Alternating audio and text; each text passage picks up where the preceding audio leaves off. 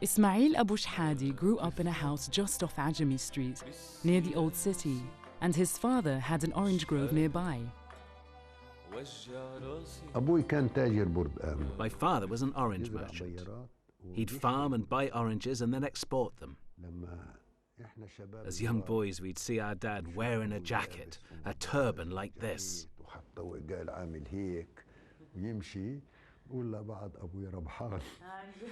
He'd strut around and we'd say, "Hey, Dad must be making a profit." And what was a profit? It meant he was able to send abroad about 20,000 boxes. One box would make a profit of 22 or 23 shillings. The shilling. Should I show it to you?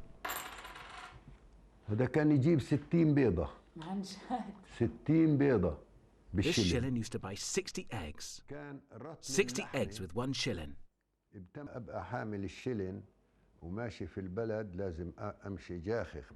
When I used to have a shilling, I'd walk around town all puffed up.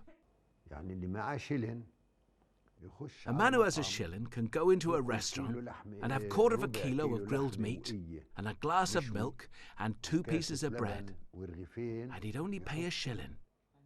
It's no exaggeration, it's the truth.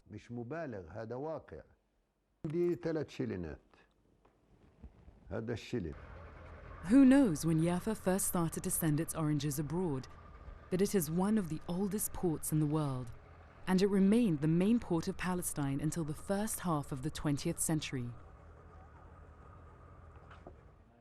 A model of a 3-master dominates Hajj Mohammed SUKR's apartment in the FAKHRI district of Beirut, where many Palestinian refugees live. It reminds him of his proudest days when he literally sailed out from Jaffa across the Mediterranean.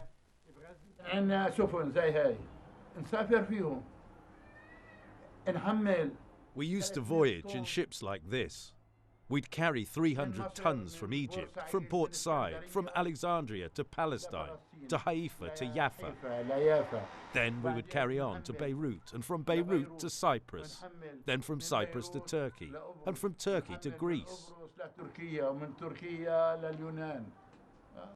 Then the wind went out of the sailing business, and we made small boats, 10 to 15 meters. In the first decades of the 20th century, the port and the old city would have worked together just as they had done in centuries before. And most of the people who lived in the warren of cramped streets would have had some business connection to the port. But by then, the elite land-owning families, who dominated the financial and cultural life of the city, had escaped the crowds and noise and built themselves grand, open and modern houses along Ajami Street and the streets leading off it. There was one tradition, though, that they refused to leave behind, keeping things in the family. The GARGOURs developed their small local businesses into an international enterprise, one that still operates today by building on the principles of dynasty. In 1928, my uncle Habib, my grandfather, and my father created a company called GARGOUR. And then they started there working like everybody else, taking the agencies for shipping agent and export agent and import agency. And that's how they started in Jaffa. When they intermarried, the family grew and we all grew together. My father was married to his cousin.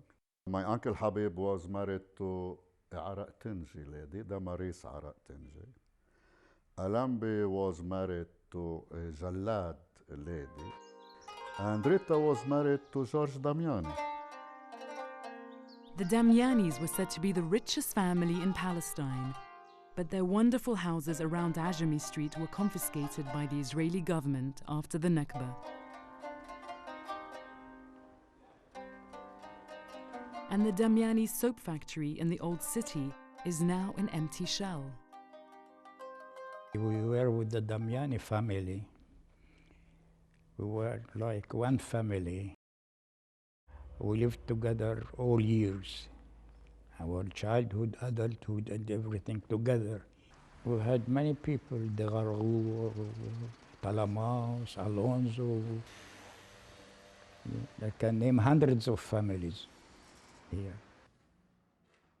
FAKHRI GEDAY is one of the very few of this privileged class to remain in Jaffa after the Nakba. In his 80s, he still works with his son in the family pharmacy on Ajami Street, which was founded by his father in 1924.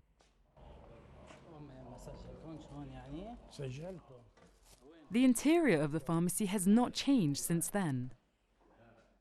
In the afternoon, the pharmacy was a meeting place for the personalities of Jaffa who came to speak socially but mostly political.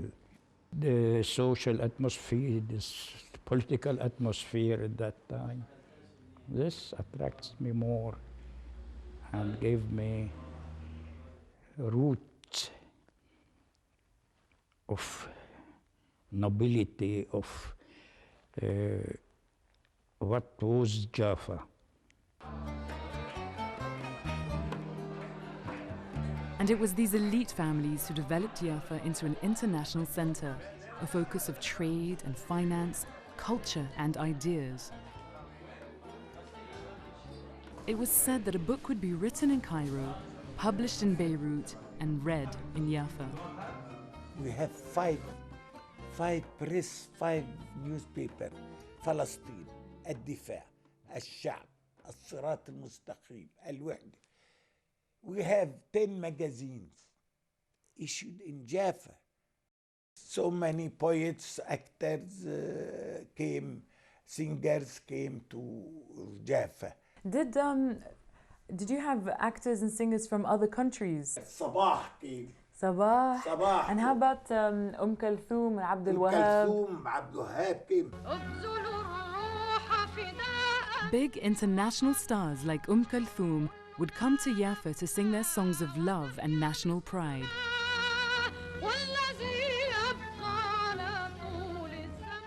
The clock tower end of Ajami Street and the streets leading off it became somewhere you could enjoy a good evening out.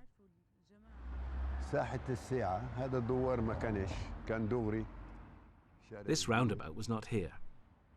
The square went straight into a small street called Bustras, the nicest street in Jaffa, where there was a nightclub. Look, in those days I was a young boy. I wasn't allowed to go into places like that, places where there was alcohol, girls and dancing. It was called Al-Zarafiyya.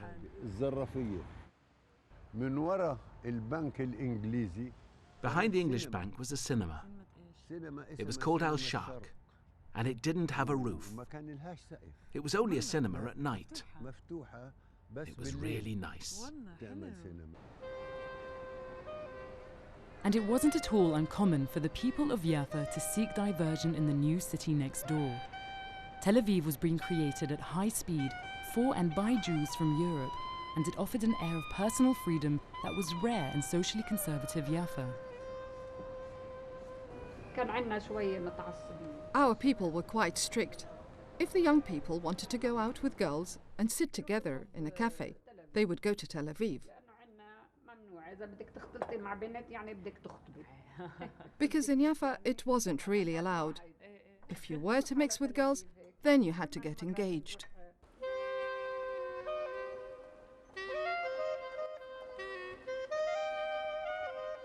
كنا شباب نروح نتفرج على بنات اليهود. So us young men, we'd go and look at the Jewish girls. نتسلل. Yes, of course, very shameful, but no one knew. يشوف. Just to look. We'd see the girls and they'd see us. في مرات نعرف بعض. أصحاب. We'd sometimes get to know each other as friends. On the seashore, they'd sell ice cream, hummus, fool. We'd share things like that. But we were young men raised right, not rude young men. We were raised to know right from wrong. We were respectable. These days, girls don't get shy and boys don't get ashamed. No one gets shy.